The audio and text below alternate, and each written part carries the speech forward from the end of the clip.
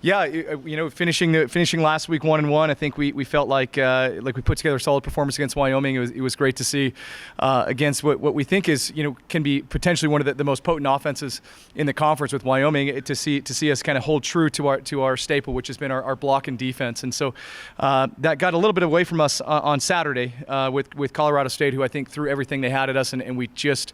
I think we turned it on a little bit too late. I thought we played our best set, the third set, and we were a little bit more ourselves. I think the team felt a little more in rhythm that set, and in a race to 25, we just came up a little bit short there. And I think the reality is we want that third set back, and we want to see what we can do if we can push this thing into extra sets. And so we'll get a second chance at them later next month, to go back up to Fort Collins and do it on their home floor. So the reality is now the focus is on this week, and tonight's the Tuesday night block party, and so we're excited to be a part of that, and we're expecting a great match with Air Force, who's as hot as they've been in the 5 years that I've been in the league.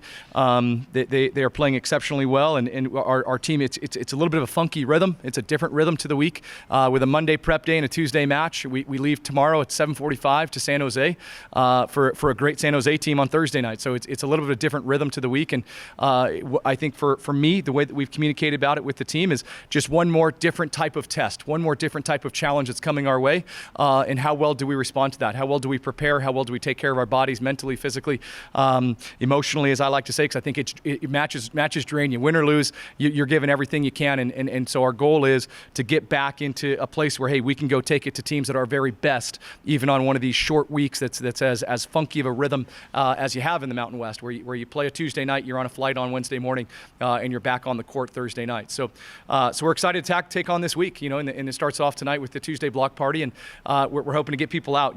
We play really well at home, and we want to go show people how exciting a match we can put together against a great Air Force team.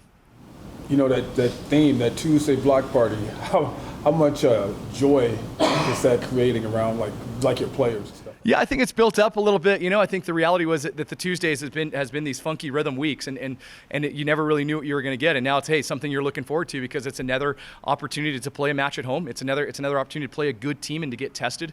And that's what we've been doing all year long. Is just taking one test at a time, and how well do we prepare for those tests? And so we had a great scout yesterday. We'll have film here in a couple hours, and then we're getting back on the court for the Tuesday block party. And how are they doing with those tests? How do you think your guys are playing? Yeah, I think obviously Saturday got away from us, and I think there's a general feeling of like, man, we want that thing back, and there's a little bit of fire that gets fueled after a match like that. And so the reality is I think Colorado State's a fantastic team. I think they played exceptionally well.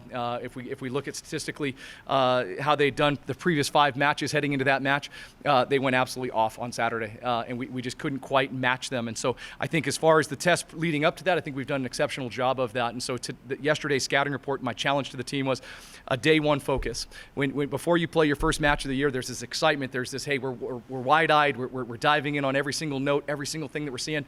And so my challenge to them yesterday was, hey, let's have that day one mentality heading into this Air Force match, because especially, again, training for this funky week that's coming at us. We had an off day. We're back on the court, and then we're back on the court 2 more times in 36 hours. So it's just it's going to be a good test for us.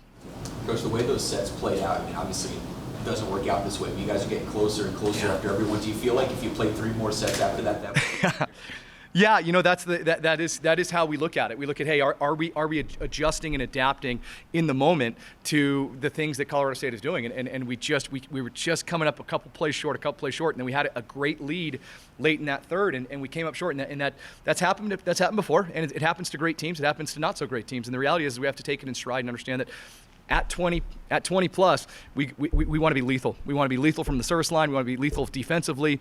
Attackers, we want you guys going absolutely off. And so that's just a good example. Hey, this is why we want to be so lethal after 20. What stood out to you about the way, just over the course of the season, the way the teams responded to adversity like that? Yeah, I think the reality is we're a good team, and it's like, hey, we just can't lose sight of that. We're a great team. That we're in four or five categories. We're top 50 in the country, and we're playing some good volleyball at times. And so the reality is, let's not lose sight of that. Let's not lose sight of that. Wins and losses happen. That's part of the deal of playing collegiate athletics and playing high-level sports. Can we take it in stride? Can we learn from it? Can we move on from it? And then can we go take it to Air Force tonight? And that'll be a good test for us.